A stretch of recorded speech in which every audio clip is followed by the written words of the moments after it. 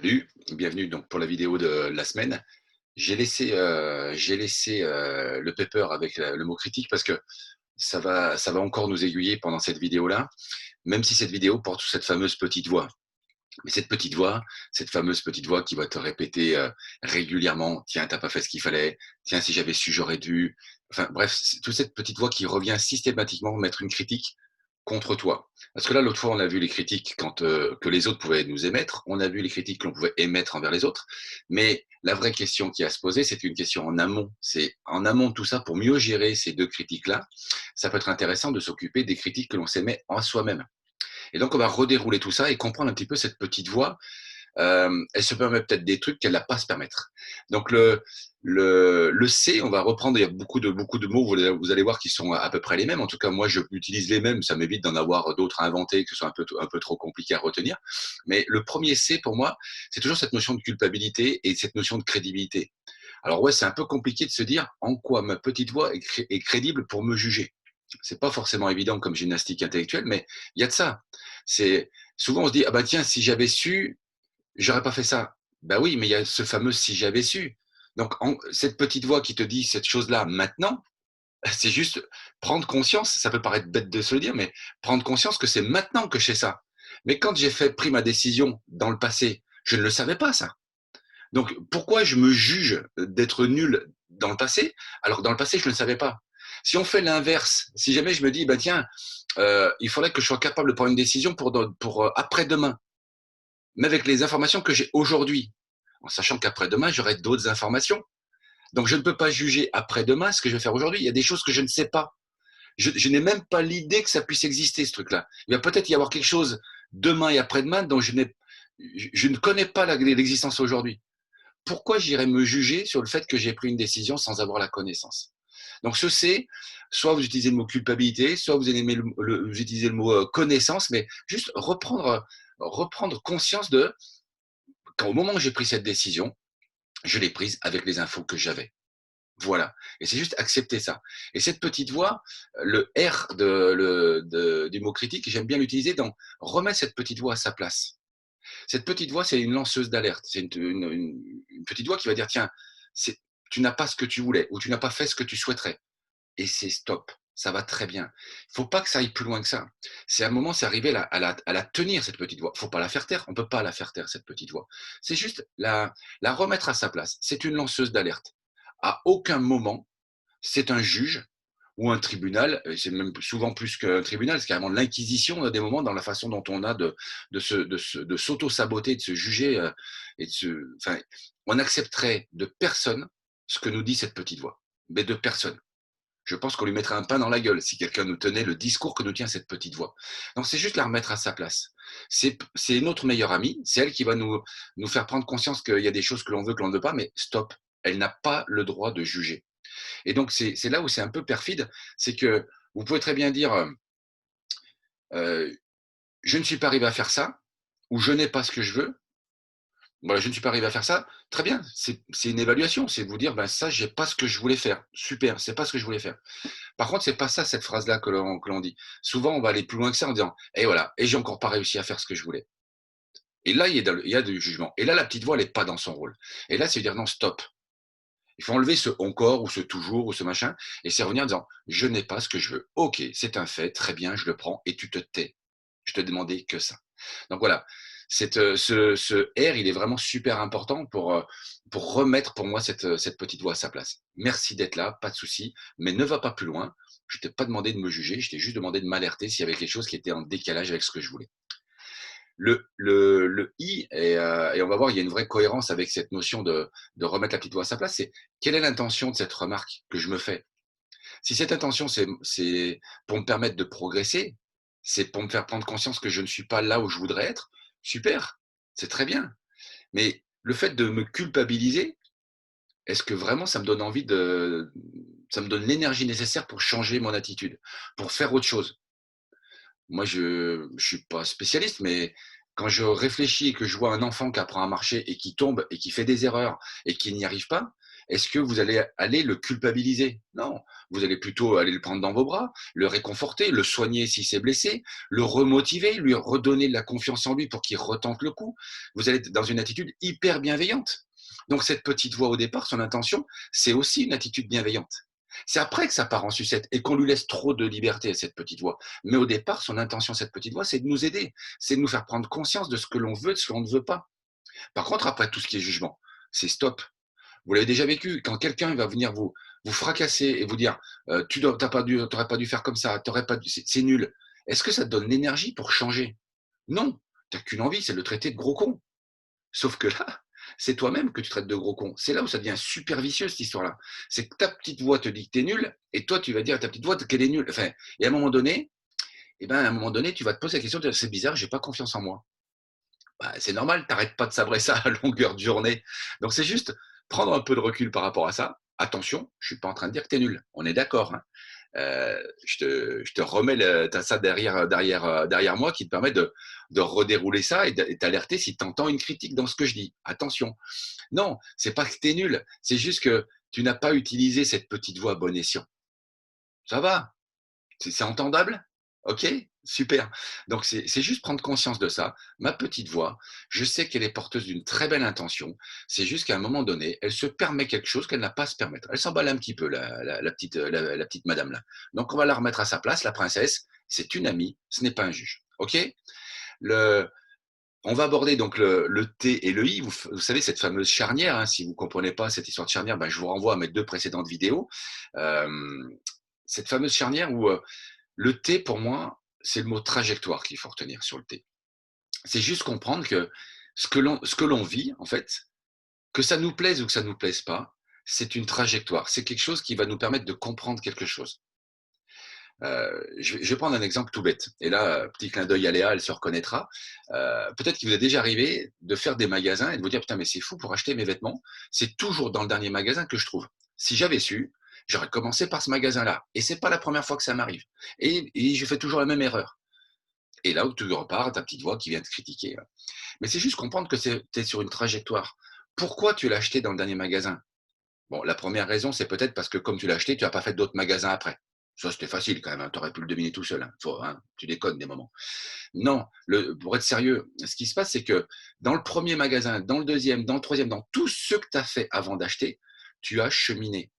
Tu t'as remis en perspective peut-être le prix de ce que tu voulais acheter comme vêtement. Tu as remis en perspective le look avec ce que tu avais déjà dans ta garde-robe. Tu as remis en perspective peut-être des goûts qui étaient peut-être pas très clairs dans ta tête. Et le fait de les voir dans un magasin, c'était sur un mannequin.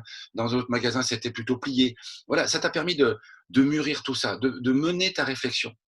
Donc, pourquoi tu l'as acheté dans le cinquième, sixième magasin que tu as fait? Eh ben, c'est tout simplement parce que tu avais besoin de prendre ce temps-là. Et c'est pas que tu es un gros nul ou que tu es une grosse nulle. C'est juste que cette notion de trajectoire, c'est l'expérience même que tu vis et c'est ça qui va te permettre de grandir. C'est juste qu'il faut y mettre de la conscience dessus. C'est juste ça. Donc ce thé, il est vraiment assez intéressant et je vous invite du coup à revenir sur le I qui suit, qui est notre I de l'introspection, c'est dire, OK, qu'est-ce que ça me dit cette histoire-là? Et si cette trajectoire est bornée de difficultés et de grosses difficultés, si cette trajectoire elle est vraiment compliquée à mener, c'est pas grave. C'est de se dire que, alors là, vous allez peut-être avoir du mal à me suivre, mais c'est encore une fois, ne me croyez pas. Envisagez juste ça comme peut-être une perspective. Si c'est pas celle que vous avez envie de vivre, continuez de vous insulter. C'est pas un problème. Vous savez où c'est que ça vous mène. Donc il n'y a pas de souci avec ça. Vous êtes libre. Mais juste, je vous invite à vous poser la question de se dire, tiens, si ces obstacles qui jalonnent ma route faisaient partie de l'expérience. Et si en fait, cette confiance qui me manque en moi, parce que forcément, plus je donne d'autorité à ma petite voix, plus je me démonte ma confiance en moi, et ben si la vie finalement avait, elle, beaucoup plus confiance en moi que moi-même. Vous voyez ce que je veux dire? C'est-à-dire que les embûches qu'elle me met, les obstacles qu'elle me met, les contraintes qu'elle me met, elle est convaincue que je suis capable de les franchir. Et c'est ce qui me faut en ce moment pour grandir. C'est cet obstacle-là qui va me faire grandir. La vie ne m'a pas mis ça sur ma route pour rien. Je suis capable de le faire. J'en ai pas forcément conscience, mais ce truc-là, c'est fait pour me faire grandir. Et c'est juste que on va peut-être le considérer comme trop gros, cet obstacle. Non, non, mais là, la vie, elle déconne. Elle a mal évalué mes compétences. Non, c'est juste que la vie, ça fait plusieurs fois qu'elle te met des petites contraintes devant toi et que toi, tu ne les vois pas et que toi, tu ne l'écoutes pas. Et donc, à un moment donné, elle va te le redire, mais elle aussi, elle va s'agacer un petit peu, elle va te le redire plus fort. Parce qu'il y a des choses, il va falloir qu'à un moment donné que tu comprennes. Et tant que tu ne l'as pas compris, l'obstacle deviendra de plus en plus gros, de plus en plus fort. Donc, tu devras t'y confronter de plus en plus. Voilà, je sais que là, ça va pas être forcément évident pour tout le monde. C'est pas grave, c'est pas un souci. Encore une fois, vous êtes sur une trajectoire. Sur cet obstacle-là, où il est complètement débile avec son histoire d'obstacle, c'est pas fait pour moi. Eh ben, c'est pas fait pour vous. C'est pas très grave. C'est que vous n'avez pas envie de vivre ça aujourd'hui. Ne le vivez pas. Il n'y a pas de souci. Donc, c'est juste, voilà, comprendre que vous êtes sur une trajectoire et que les obstacles qui sont là sont des obstacles qui sont là pour vous faire grandir. Une marche, c'est un obstacle. Mais une marche, ça permet de s'élever. C'est peut-être pas mal de voir les choses comme ça, plutôt que de voir ça comme un obstacle infranchissable. Le, le côté c'est pas grave, je voulais juste revenir dessus en disant c'est pas du laxisme ou c'est pas de la fainéantise, c'est juste se rendre compte de voilà, je vis quelque chose, qu'est-ce que j'en fais de ce truc-là qui m'arrive? Qu'est-ce que j'en fais? Je vous prends l'exemple de ce matin. Euh, voilà, je m'étais dit, bah tiens, tu vas aller faire un peu de ski roue. Voilà, j'aime bien le ski roue. Puis dans mon lit, vraiment la grosse flemme, quoi. Vraiment la grosse flemme. Et tu dis, bah ça, c'est un obstacle. Et cet obstacle-là, qu'est-ce que j'en fais? Et je me suis juste posé la question, c'est quoi? C'est de la flemme? Donc, auquel cas, allez, Coco, tu te lèves, parce que j'avais une petite voix qui me commençait à me dire, eh voilà, t'es encore un feignant, tu vas passer à côté, t'avais dit que tu t'arrêtes d'entraîner, tu vas pas t'entraîner. Ça commençait à partir, comme ça le fait régulièrement chez tout le monde. Et là, stop, j'ai juste dit, tiens, cet obstacle-là, comment je l'évalue? Mon niveau de fatigue, de 0 à 10, je le note à combien? Et là, je dis, putain, ouais, il y a bien 7, quoi. Ça se voit un peu, non? Hein, non, ça se voit pas. Non, j'ai vraiment un niveau de fatigue qui est important aujourd'hui. Bon, ben, si ce niveau de fatigue-là, il est important, écoute-toi, écoute cet obstacle-là. Il est peut-être là pour te faire comprendre qu'à un moment donné, non, tu vas peut-être pas. Parce que si jamais tu y allais, si j'étais allé faire du ski roue ce matin, je me serais peut-être vautré, je me serais peut-être blessé, je me serais peut-être. Donc, non, c'est juste se dire, voilà, c'était juste une fatigue à 2 sur 10, donc en gros une grosse flemme. Et là, ok, ben, je me lève, c'est parti, parce qu'une fois que j'ai pris conscience de ça, j'ai envie. Soit, non, vraiment, c'est important, j'y vais pas, je me repose. Et j'en profite pour tourner ma vidéo, donc c'est nickel, tout le monde est content.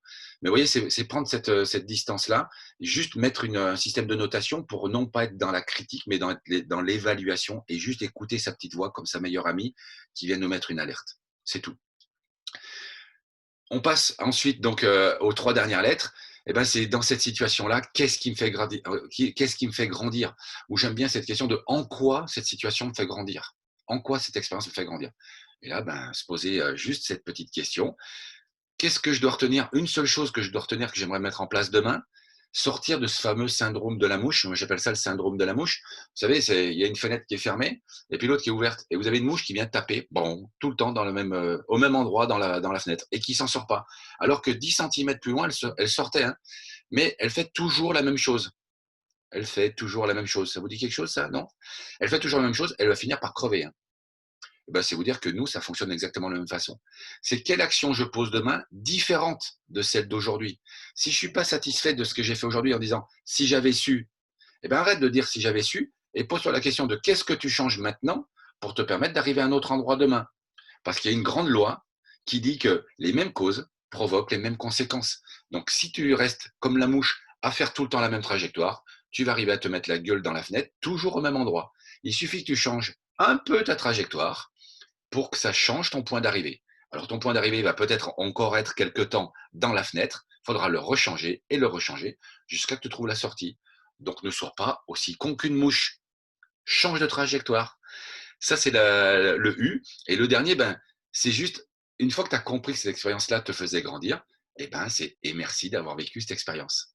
On en revient toujours à cette fameuse gratitude. Donc pour résumer tout ça, rends-toi juste compte que ta petite voix, c'est ta meilleure amie. C'est juste qu'à un moment donné, elle va se griser un petit peu, elle va se sentir à l'aise, et elle va se permettre des trucs qu'elle n'a pas à se permettre. Donc remets-la à sa place. Et cette notion de jugement, elle est importante. Quand tu dis il pleut, ou il pleut beaucoup, c'est un jugement. Alors il pleut, il n'y a pas de jugement. Il pleut beaucoup, il y a un jugement, mais qui ne fait de mal à personne. C'est voilà, et il pleut encore, et je ne vais pas pouvoir faire je vais pas pouvoir faire ce que je veux. Là, tu es dans du jugement et tu es en train de te saboter tout seul. Donc, c'est juste de dire, OK, il pleut, super, très bien, je ne peux pas faire effectivement ce que j'avais prévu de faire. Et ben, par contre, je peux faire tout un tas de choses que j'avais prévu la dernière fois lorsqu'il avait plu et que je m'étais dit, ah putain, si j'avais su qu'il pleuvait, j'aurais fait ça. Et ben maintenant que tu sais qu'il pleut, pose l'action en conséquence. Et ça va forcément repartir dans le bon sens. Et tu remercieras le fait qu'il a plu. Enfin, vous verrez bien. Je vous souhaite une bonne fin de week-end. Et voilà, partagez cette vidéo. Je sais que les deux autres vous ont plu, donc partagez-les, partagez-les. Peut-être ça peut aider des gens, donc profitez-en. Aidez-moi dans mon besoin de contribuer. Et puis, bah, si vous avez besoin d'être accompagné là-dessus, sur de la formation, sur comment je comprends, comment je fonctionne, et quand j'aurai compris comment je fonctionne, eh ben, ça sera plus facile pour moi pour savoir et comprendre et apprécier ce qui se passe avec les autres. Eh ben, n'hésitez pas, contactez-moi. Vous avez toutes mes coordonnées qui sont en bas, en dessous, en commentaire. Je vous dis à bientôt, à la semaine prochaine pour une autre vidéo. Ciao.